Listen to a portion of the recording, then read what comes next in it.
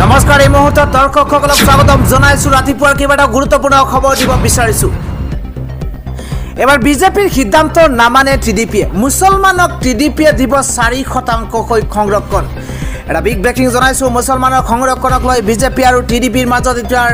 মতভেদ আৰম্ভ হৈছে কিয়নো মুছলমানৰ বাবে 4% সংৰক্ষণ অব্যাহত ৰাখিব টিডিপিয়ে এটা ডাঙৰ খবৰ আজি অন্ধ্ৰ প্ৰদেশৰ মুখ্যমন্ত্ৰী হিচাপে শপত লব চন্দ্ৰবাবু নাইডুৱে মুছলমানক সংৰক্ষণ দিয়া বিষয়টো এতিয়া বিৰোধিতা কৰি আহিছিল বিজেপি চৰকাৰ আহিলে কোনো কাৰণতে মুছলমানক সংৰক্ষণ দিয়া নহব বুলি কৈছিল নৰেন্দ্ৰ মোদী লগতে অমিত শাহে বিজেপিৰ এই দাবী নস্যাৎ কৰিলে চন্দ্ৰবাবু নাইডুৰ পুত্ৰ নাৰা লোকেশে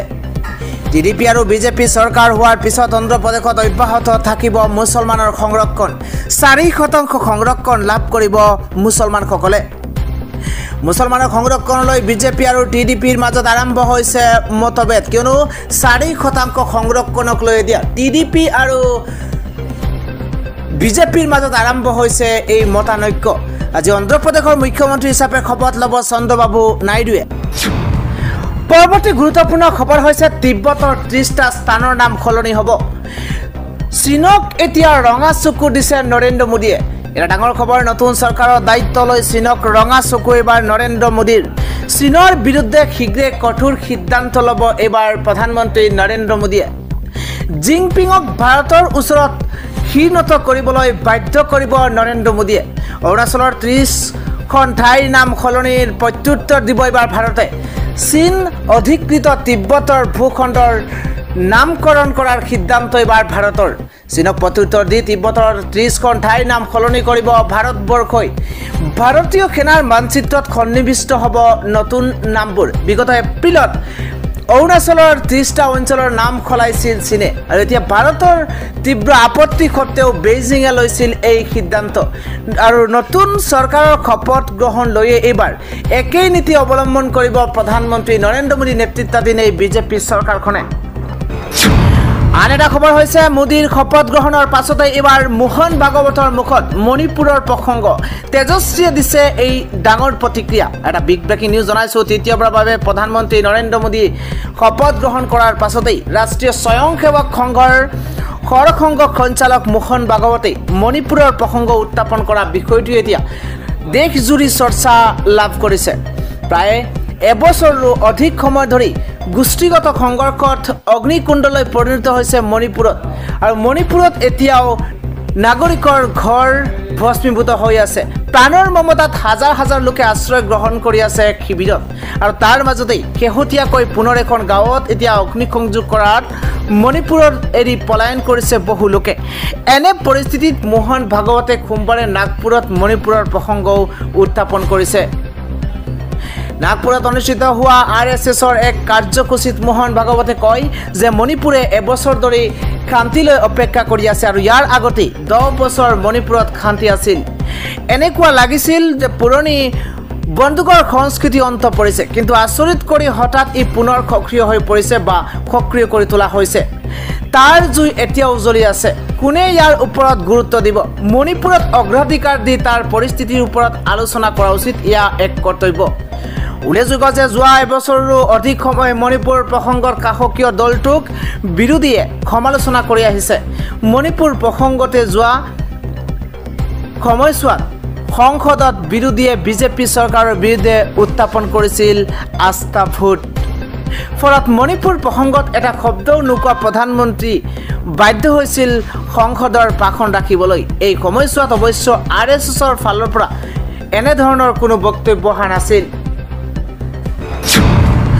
পৰৱৰ্তী ডাঙৰ খবৰটো হৈছে এইবাৰ প্ৰব্ৰজনকাৰীৰ এক নাও দুৰ্ঘটনা সংঘটিত হৈ 49 গৰাকীকৈ লোকৰ মৃত্যু হৈছে আৰু তাৰ বিপৰীতে 140 গৰাকীকৈ লোক সন্তানহীন হৈছে বুলি জানিব পৰা গৈছে এক ভয়ংকৰ নাও দুৰ্ঘটনাত 49 গৰাকীকৈ লোকৰ মৃত্যু হৈছে হৰ্ণ অফ আফ্ৰিকাত এক অন্যতম দেশ হিচাপে পৰিচিত সোমালিয়াৰ পৰা শৰণাৰ্থী কৰোৱা এখন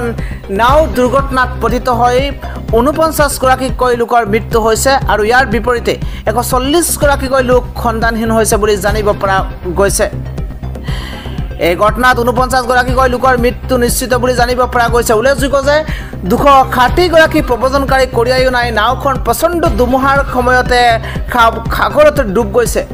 আৰু মৃত্যু হোৱা লোকসকলৰ ভিতৰত ৭টি শিশু আৰু ৩১গৰাকীকৈ মহিলা আছে বুলি ইতিমধ্যে জানিব পৰা গৈছে। আন এক খবৰ হৈছে ভাৰত জোড়ো ন্যায় যাত্ৰাৰ পিছত এবাৰ ৰাহুল গান্ধীৰ ধন্যবাদ যাত্ৰা। আজিৰ পৰা আৰম্ভ হ'ব ১৫ জুনলৈ উত্তৰ প্ৰদেশৰ ধন্যবাদ যাত্ৰা। কংগ্ৰেছৰ যুৱৰাজ ৰাহুল গান্ধী আৰম্ভ কৰিব আজিৰ পৰা ১৫ জুনলৈ উত্তৰ প্ৰদেশত এই যাত্ৰা আৰু ভাৰত জোড়ো ন্যায় যাত্ৰাৰ পিছতে এই যাত্ৰাৰ আকৌ আৰম্ভণি কৰিব কংগ্ৰেছৰ যুৱৰাজ ৰাহুল গান্ধীয়ে। পৰৱৰ্তী ব্ৰেকিং নিউজ হৈছে এইবাৰ নিৰ্বাচনৰ ফলাফলৰ পাছতেই এবাৰ নৰেন্দ্ৰ মোদী নেতৃত্বাধীন বিজেপি চৰকাৰখনে যেতিয়া কাখনত বহিছে আৰু তাৰ পিছতে দেখিবলৈ পোৱা গৈছে ফলাফল এফালে ঘোষণা কৰা হৈছে আৰু আনফালে